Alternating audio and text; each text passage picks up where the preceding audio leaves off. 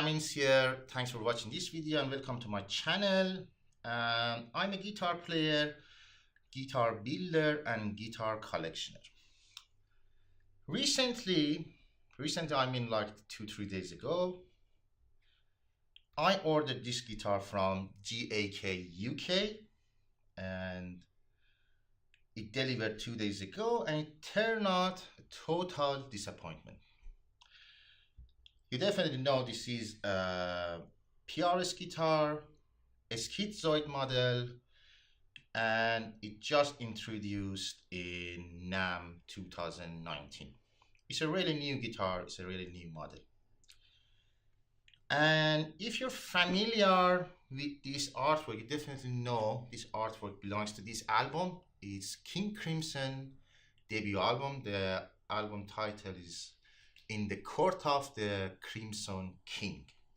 I'm a fan of King Crimson and I bought this guitar for this artwork only for sake of collection.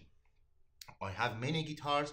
I have 5 PRS already and I really don't need any more guitars. And I just bought these for the look and collection actually. What is really disappointing with PRS, and I think PRS is going the way Fender and Gibson already gone. And they producing loads of guitars and they cannot control the quality. Especially in outsourced factories and outsourced guitars. Because as you know, Indonesian PRS guitars, Korean PRS guitars are not PRS guitars. They're just outsourced by some companies who making guitars. Anyway, let me change this to just adjust the shot. And that's really disappointing. It's good to have some student edition or cheaper models, but what is happening here, PRS, Paul Smith, is sacrificing his reputation by producing crap guitars. So what's the point? If PRS can, produce a really cheap guitar. Actually, this guitar is not cheap. I paid like £729 for this, sterling pound for this guitar. But it's a cheap built guitar and the price tag is a rip-off and is unreal.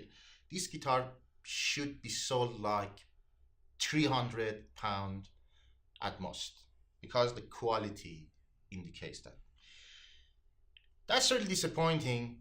PRS is doing same mistake Fender made and Gibson made. They're sacrificing good old models for a cheaper one. Anyway, we put all the things aside and I just give you a brief history of this guitar. This guitar genuinely built in private stock factory or workshop in US for Jacko. Jacko is the new singer of King Crimson, and PRS made a private stock for him actually with the same artwork, but they just decided to mass produce a crap model of his guitar. What is PRS claiming here? They claim this guitar exactly the same, a part of the piezo pickup, because the Jacko model, the real Jacko model, comes with piezo pickup, and I don't buy it. I don't believe that's true, and because Jacko never play a crap guitar like this, especially in King Crimson. Anyway, I'm going to inspect all the elements and parts on this guitar. And I'm going to explain all the ticks here shouldn't be here because this guitar cannot pass these ticks and inspections. And why this guitar is crap and why you shouldn't buy this guitar. And I start from headstock. Headstock shape is like PRS, but if you compare this to real one, Japanese one, sorry, Korean one or American one, but the real one is American one, but the Korean one is good quality as well. If you compare this to American one, you definitely notice these edges are rounder on Indonesian guitars, Indonesian PRS guitars. And why? I assume their CNC machines in Indonesian workshop are crap, are not precise like Korean and American one. Anyway, that's the shape of guitar, and it's not a big deal.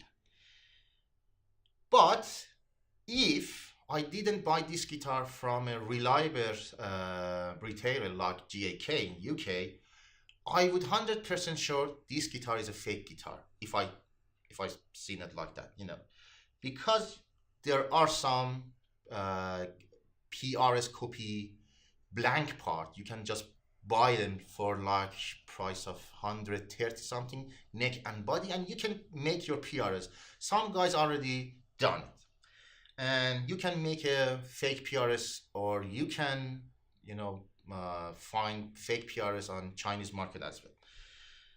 So that's a headstock shape. And I move on to tuners. As you see, we got tremolars on this guitar, but we don't have locking tuner machines on the headstock. It means we don't have trem bars, because if we use trem bar, we lose tune, and we have to tune up for like 15 minutes or something. I never use a trem bar without locking tuner machine because it's useless. So anyway, this is a really disgrace for PRS, because all real PRS guitars with trem bar come with locking tuner machine, and even some stop tail hardtail PRS guitars come with locking tuner machine. And this is really surprising. There is no locking tuner machine on this guitar for this price, because 729 pound is not cheap for a guitar. You can buy a decent guitar, you can buy a decent Chapman, you can buy a Fender American one, second-hand one, second-hand decent guitar or whatever. And I move on to truss rod cover with Jacko's signature on the top. Anyway, the cover is full of a scratch, but what is making me more angry is what is happening underneath the cover. There is a wrinkle on the finish. Why? Because they applied a really thick coat of glass on the top, and to avoid more cost probably, because the proper way of finishing your guitar, you have to apply a really thin layer of finish, whatever it is, it's paint or it's glass. You sand it off, you repeat the process, but you repeat the process for 15 times, 20 times to have a really smooth and level surface of finish. If you want to do it fast, you put loads of a thick layer of the finish, and you repeat the process for 2-3 times. But the danger and the disadvantage is your finish or gloss can run, and normally the guitar held like this is upright when they apply the finish, and it's easy for the finish to slip down from the body because of the gravity. It happened on the headstock. It's fixable. You can fix it by sanding off, level sand it, and start again. It never happened on this guitar. And headstock cover doesn't stick to the finish because it's wrinkly. It's not even. It's not level. And PRS guitar are really famous for their finish. You know, if you see a PRS with rubbish finish, you need to think twice.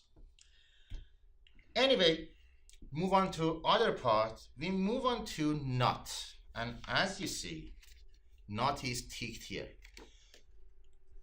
Basically, there is no massive problem with nut, but nut significantly shorter than the nut place. I assume nut width on the top is like 44 millimeters, including the thickness of the glass, because when you apply glass anyway, you put some layers of finish and your guitar, you know, size actually expand by micro measurement, you know. Anyway, I think I don't have my caliper here. I didn't measure it precisely, but I think this nut is like 42 millimeters. It's a standard nut, but the nut shoe or nut place is like 44 millimeters. We have an excess from each side, like 1 millimeter or 1.5 millimeters or something. It's not really noticeable when you haven't touched the guitar, but when you're touching the guitar, it's quite noticeable, and it doesn't feel good. You know, when you play something down here, you feel it, and you feel a cavity here. It doesn't feel good. You know, it doesn't give me a good feeling. Anyway, something's right with the guitar. I wouldn't pass nut. You know, this nut should go back, and another nut should be installed on this guitar. That's my idea. We move on to fretboard. I can see by naked eyes actually, that this fretboard and all frets being level sanded. What's level sanding? When you have uneven frets, you need to level sand them to just eliminate any buzz, and you do it to have a really low action. You need to do it quite commonly if you build a guitar. It's not really end of the world. It happens. But normally, for a good fretboard, you need to do 2, maybe 1, maybe none, 2, 3 frets at most. If you need to do level sanding more than 3, 4, 5, 6 frets, your fretboard is kind of rubbish, and you didn't level sand your fretboard before pressing the frets. And this again proves CNC machines in Indonesian workshop are crap, because they're not able to level sand the fretboard, or even individual who level sand in the fretboard don't know anything about level sanding a fretboard. That's actually my assumption. Level sanding is not problem actually. You can fix buzz on your fretboard by level sanding them. But what is missing here? If you level sand the guitar, you need to recron all the frets again, because you remove some of the top of your frets, and frets got have a dome shape or crown shape. They're not like, a square. And all the crowns must be sorted out again and recrowned. It never happened on this guitar. Some frets are wider, some frets crown are narrower.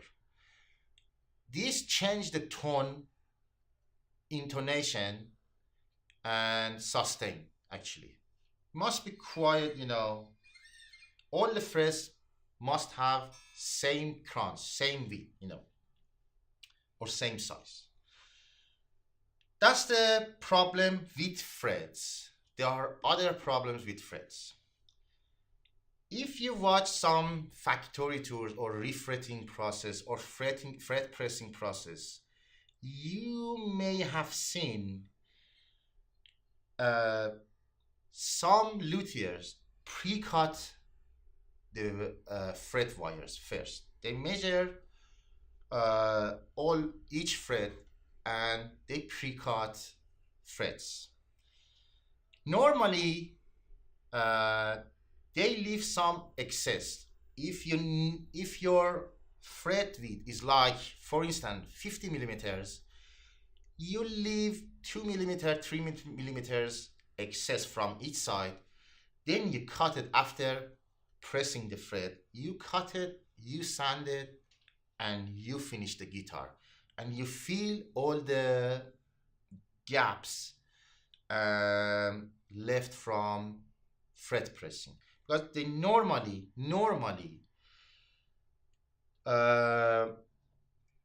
fret grooves cut before fretboard sanded with the radius sander, actually, because they took the top of the fretboard with radius sanding blocks to achieve the radius, or they just CNC. Some CNC machines, some companies carve the fretboard first with the dedicated radius, and then cut the fret grooves with radius cut. It's not like deep cut. And then you have a really smooth, and you don't have lots of gap between the frets and actually bottom of your fret grooves. Anyway, fretboards are terrible. It's fixable, but it requires lots of time and efforts to recrown each fret. 24 fret, and each fret 10 minutes. You need to spend lots of time to fix this problem. This should be done in the workshop, not by customer, actually. Yeah, I was explaining this. I just, lost where I was, actually. Sorry, I was explaining this. These fret wires pre-cut, but the problem is they pre-cut shorter than actual size of the fingerboard, fretboard. And what is happening here? There is no room for sanding, because there is no fret excess, actually.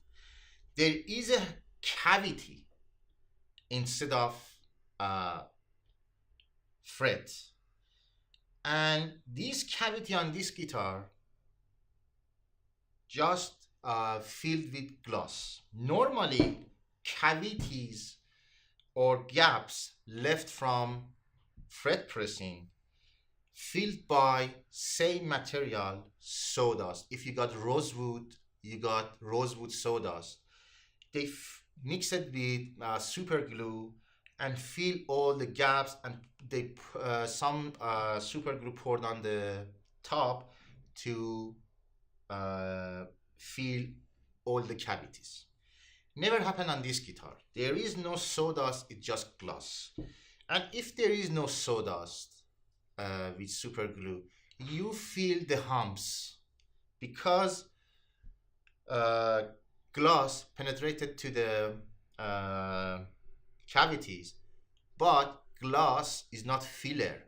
Glass shrink and it goes to the cavity.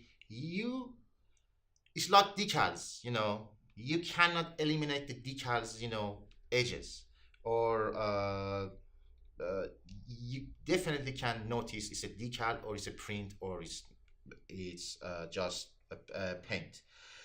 And it's happened on this. It's not a big deal again if it's done clean, but it's really a sloppy work on this one. And another problem, as I told you, there are different layers of gloss on the guitars. All guitars, there are not one single layer of paint or gloss on any guitars. Just multiple layers. And you need to sand or fix the problem between coats. If you got 5 coats, you need to take care what's going on between coats. On this guitar, there are some finger marks. Imagine the paint was wet and it's handled by some idiot workers at the workshop and must be fixed and sanded off or cleaned before applying another coat. It never happened. They applied another coat on the chipped area and damaged area and actually finger marked area.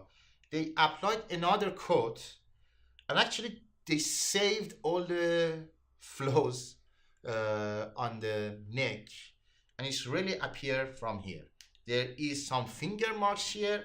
There are some different layers of gloss on the top of that layer and the coat, but you can see the guitar chipped from here, the gloss chipped from here, fixed by applying another coat of gloss.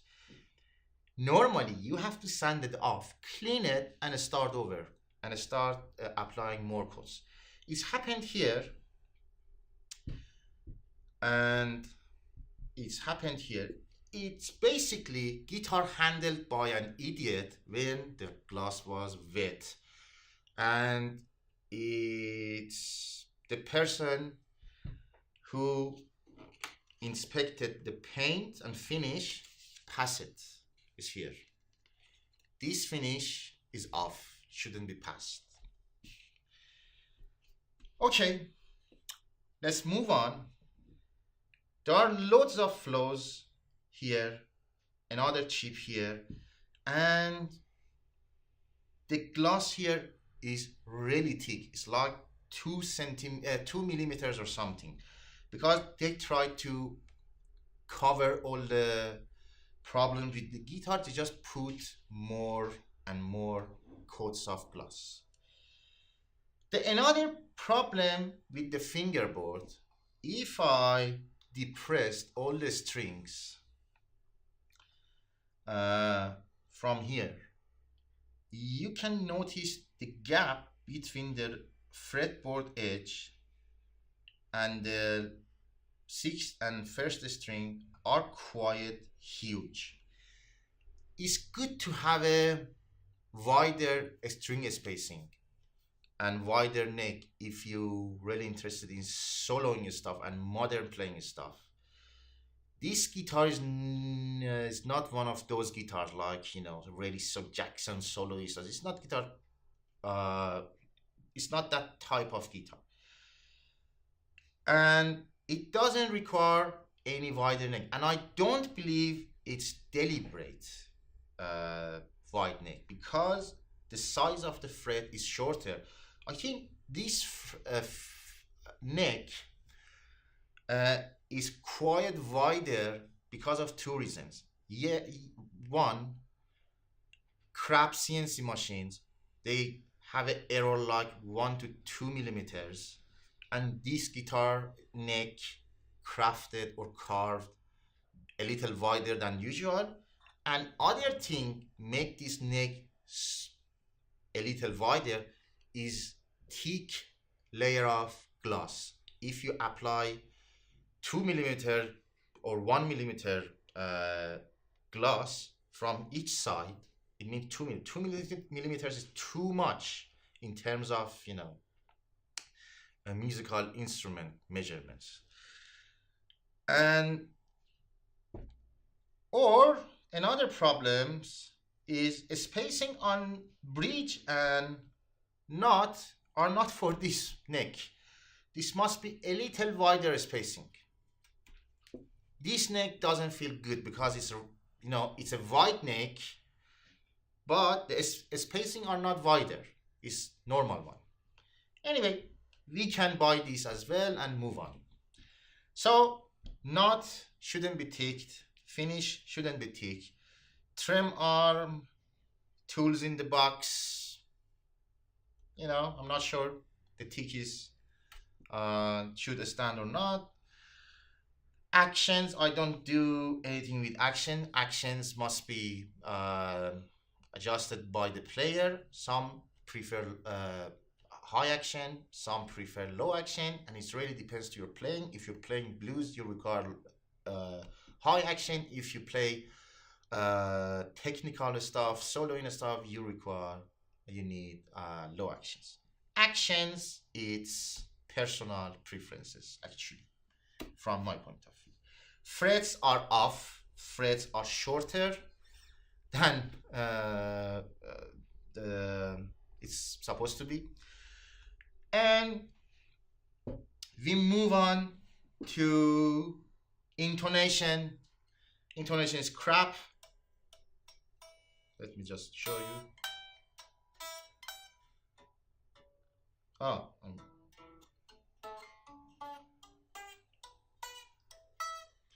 intonation must be adjusted by player as well at home, not because this guitar, if it's adjusted or intonation adjusted in perfect shape, it done in Indonesia with different climate, different weather, different level of humidity, and when it's shipped to UK, everything changed, and it's really idiotic to adjust the guitar in a different country and you expect it to be adjusted. And so knot shouldn't be ticked. Truss rod is fine. We don't know what the problem inside the neck because we cannot see that, but based on what we see on the surface of the guitar, there could be some problem inside as well, because when they didn't notice this kind of problem on the surface of the guitar, or on the the parts you can see, we cannot trust someone who inspected inside the guitar. But there is no anything inside the guitars, just truss rod. Electronic is not a matter, because you can change them. You can use custom one. You can order any company to build you custom one.